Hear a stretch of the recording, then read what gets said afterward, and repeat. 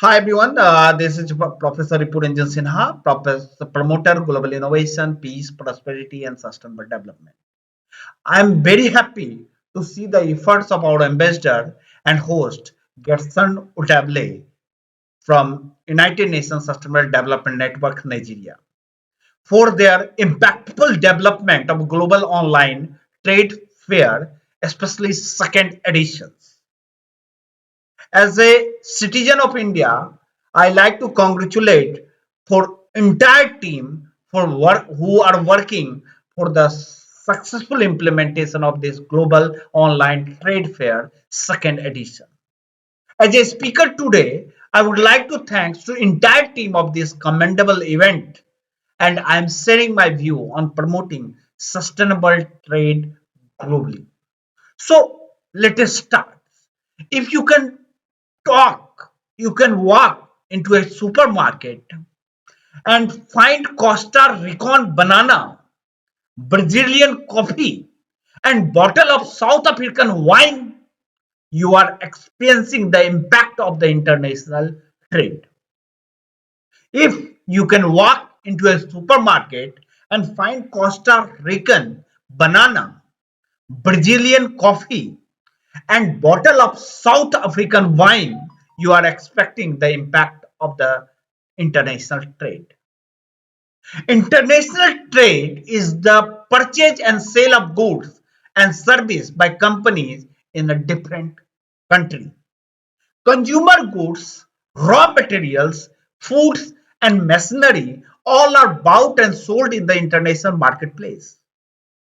Especially international trade allow country to expand their market and access goods and service that otherwise may not have been available domestically. As a result of international trade, the market is more competitive. This ultimately result is the more competitive pricing and bring a cheaper product home to a consumers. Some countries engage in the national treatment of imported goods, treating them the same as that same product produced domestically. Trading globally gives the consumers and country the opportunity to be exposed to the goods and service not available in their own markets or countries or more expensive domestically. The importance of international trade was recognized early on the by political economists such as Adam Smith and David Ricardo. Still, some argue or already mentioned that international trade can actually be bad for smaller nations, putting them at a greater disadvantage on the world stage. International trade was a key to raise the global economy. In this global economy world where everything become online and online market is very big, where supply and demand and prices both impact and impacted by the global events, especially political change in Asia, for example, could result in an increase in the cost of labor. This could increase the manufacturing cost for the African sneaker company that is based in the Malaysia, which would be result in the increase in the price change for the fair pair of sneakers that American consumer might purchase at their local mall.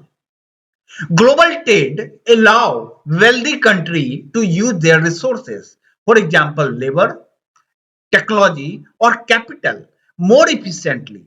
Different countries are endowed with the different asset and natural resources, land, labor, capital, technology, etc.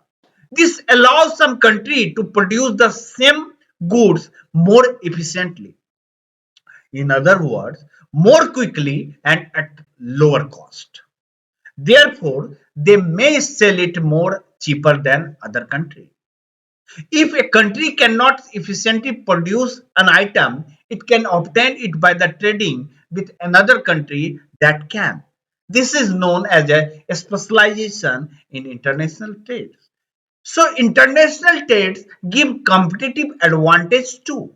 For example, England and Portugal have historically been used as far back as Adam Smith, The Wealth of Nations, to illustrate how two countries can mutually benefit by specializing and trading according to their own competitive advantage.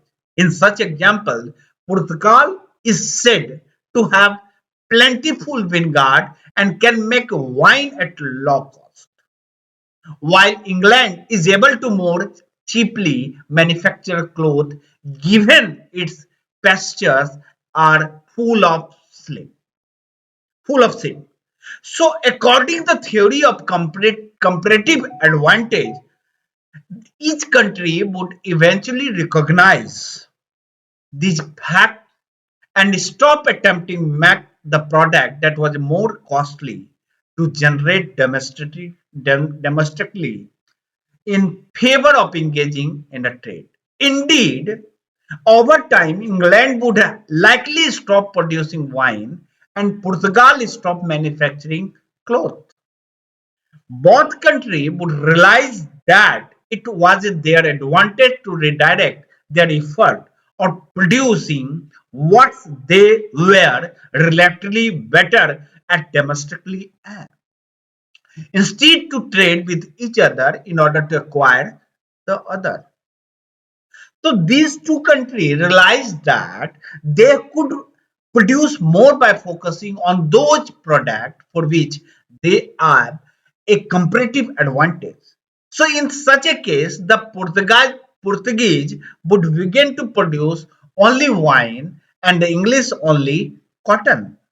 So each country can now create a specialized output of 20 units per year and trade equal propositions of both products. As such, each country now has access to both products at lower cost.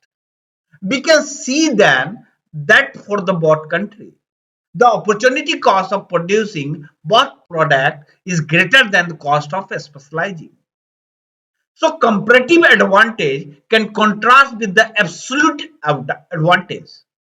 Absolute advantage lead to an ambiguous gain from the specialized and trade only in case where each producer has absolute advantage in producing some goods. If a producer lack any absolute advantage, then they would never export anything. But we do see that country without any clear absolute advantage do not gain from trade because they have a comparative advantage. So, friend, according to the international trade theory, even if country has an absolute advantage over another, it can still benefit from the specialization. So international trade not only result in increase efficiently, but that allow country to participate in a global economy, encouraging the opportunity for the foreign direct investment, that is FDI. In theory, economy can grow more efficiently and become competitive economy participant more easily. For the receiving government, FDI is a means by which foreign currency or expertise can enter the country. It raises employment level and theoretically lead to the growth in the gross domestic product, that is GDP. For the investors, FDI offer company expansion and growth, which means higher revenue. In terms of the international trade, two mechanisms are there, that is a free trade or protectionism. So as with all theory, there are opposing view. International trade has a two contrasting view regarding the level of control placed on the trade between countries. Free trade. Free trade is a symbol of the two theories. This approach is also sometimes referred to as laissez-faire economy. With a laissez-faire approach, there is no restriction on the trade. The main idea is that supply and demand factors. Operating on the global scale will ensure that production happen efficiently. Therefore, nothing must be done to protect or promote trade and growth because market force will do this automatically. As per the protectionism concerned, protectionism hold that regulation of international trade is important to ensure that market function properly. Advocates of this theory believe that market inefficiency may hamper the benefit of the international trade, and they aim to guide the market accordingly. Protectionism exists in many different forms, but the most common are tariff, subsidy, and quotas. These strategy attempt to correct any inefficiency in the international market. As the international trade open up the opportunity for the specialization and thus more efficient use of resources, it has the potential to maximize a country capacity to produce and acquire goods. Opponents of global free trade have argued, however, that international trade still allow for inefficiency that leave developing nation compromise. So friends, what is certain is that trade global economy is a state of the continual change. So as it develop, so too must its repression. So as for the benefit concerned or the benefit of the international trade for the business are larger potential customer base, meaning more profit and revenue, possibly less competition in the foreign market, and that has not been access are at diversification and possibly benefit through the foreign exchange rate. So international trade arises from the difference in certain area of the each region or nations, typically different in the technology, educations, demands, government policy, labor law, natural resources, wages, and financial opportunity in the international trade. Especially the barrier to international trades are policy that government implement to prevent international trade and protect domestic market. These include subsidy tariff, quota, import and export license, and standardization. So in bottom line, this the world economy have more intervened through the globalization, and international trade is the major part of most economy. It provides consumers with a variety of options and increase competition so that business must produce cost efficient and high quality goods benefiting these consumers. So nation also benefit through the international trade, focusing on the producing the goods. They have a comparative advantage in through some country limit international trade through the tariff and quota to protect domestic business. So international trade has shown the benefit economy as a whole. So friends, that's that's all for today, and I personally like to thank the entire team of this global event, especially my host. Thank you very much.